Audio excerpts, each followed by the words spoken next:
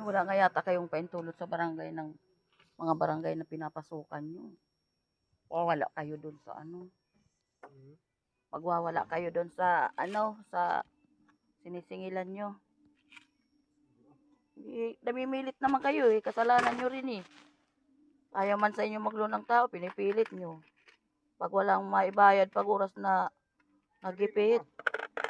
Napanood ko sa vlog, isang kolektor daw na nagwala sa ano, sa kliyente.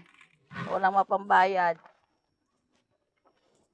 Eh naman may kasalanan, pilit kayo ng pilit. Alam nyo kung walang anak buhay, palulunin nyo.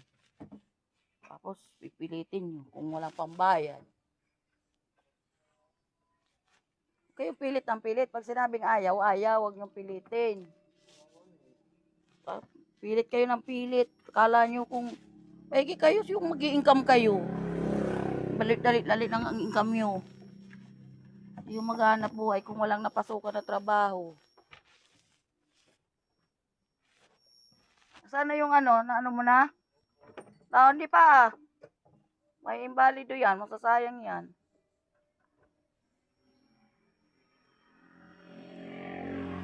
Pag ayaw kasi ang kliyente, huwag niyong pilitin.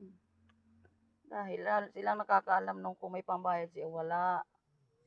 Ang pera kasi, lalo sa tindahan, di nakakabalik kasi unang-una, pag grocery yan, inutang, di binayaran, di ano, lubog.